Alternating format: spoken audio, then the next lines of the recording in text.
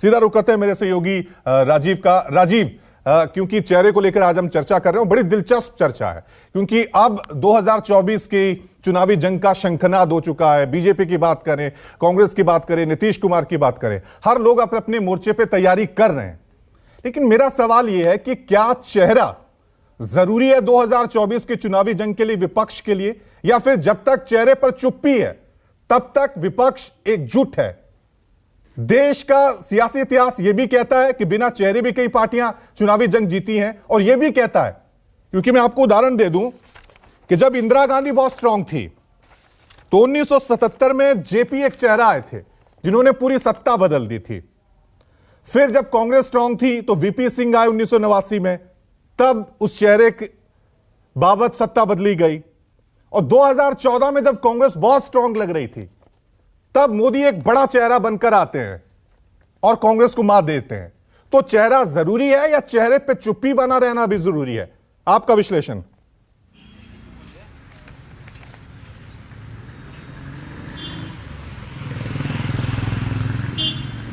देखिए रवि, जब 2024 में विपक्ष का चेहरा कौन होगा ये सवाल हम पूछते हैं तो ये बीजेपी का सवाल है और ये बीजेपी का नैरेटिव है। भारतीय जनता पार्टी चाहती ही यही है कि यही सवाल पूछा जाए कि 2024 में विपक्ष का चेहरा कौन है।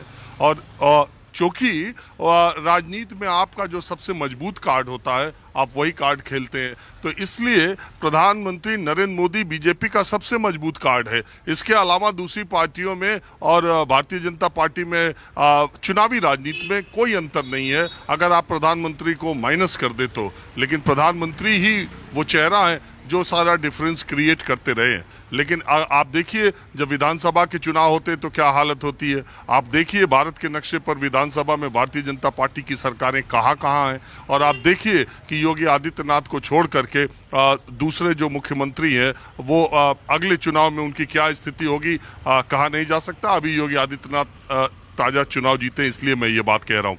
तो सवाल है कि जब हम ये कहते हैं कि प्रधानमंत्री नरेंद्र मोदी के सामने विपक्ष का कौन सा चेहरा है, तो दरअसल हम भारतीय जनता पार्टी का सवाल पूछते हैं और यही उनको बहुत सूट भी करता है।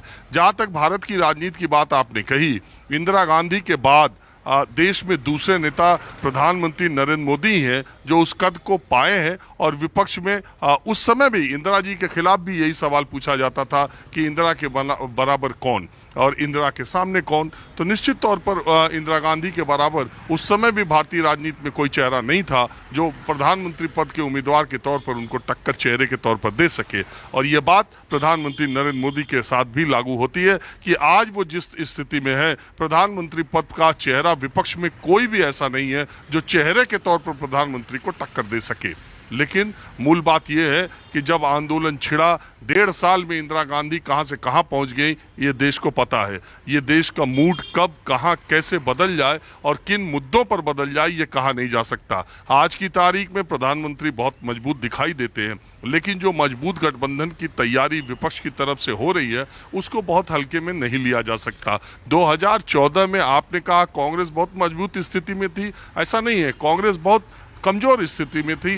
एक के बाद एक जो घोटाले के आरोप, आंदोलन, ये अरविंद केजरीवाल का आंदोलन और तमाम ऐसी घटनाएं घटती चली गई कि कांग्रेस पार्टी से लोगों का मन यूपीए सरकार के अंतिम 2-3 सालों में ऊब सा गया था। और एक ताजी हवा के झोंके की तरह प्रधानमंत्री नरेंद्र मोदी आए। उस समय उनका जो आकर्षण था, 2012 दिसंबर में उन्होंने तीसरी बार चुनाव जीता था और तमाम वो बातें थी कि जिसकी वजह से लोगों में अच्छे दिन आने की उम्मीद और भ्रष्टाचार मुक्त देश की उम्मीद लिए उनको 2014 में देश ने पलकों पर बिठाया। 2019 में एक मौका प्रधानमंत्री को और मिलना चाहिए। 5 साल पूरा काफ़ी नहीं है। देश की मन स्थिति थी, इसीलिए 14 से ज़्यादा सीटें प्रधानमंत्री को 19 में मिली। अब 24 में 10 साल हो चुके हैं। अब कोई एक्सक्यूज़ आप नहीं दे सकते कि पीछे की सरकारों ने क्या किया क्या नहीं किया। 10 साल किसी भी सरकार के लिए बहुत ये काल अवधि जो है वो बहुत लंबी होती है। अब देश का आदमी अब समीक्षा करेगा, इवैल्यूएशन करेगा और उसका मूल्यांकन करेगा। अब वो बात नहीं है जो 14 और 19 में थी।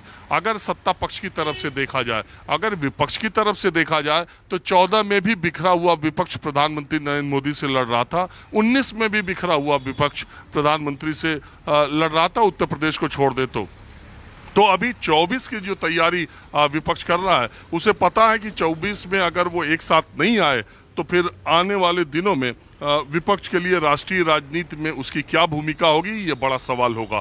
तो अभी जो कोशिश विपक्ष कर रही है, विपक्ष की तरफ से ये जो कोशिश आपको दिखाई दे रही है, वो एक अंतिम कोशिश के तौर पर भी आप देख सकते हैं प्रधानमंत्री नरेंद्र मोदी को घेरने के लिए।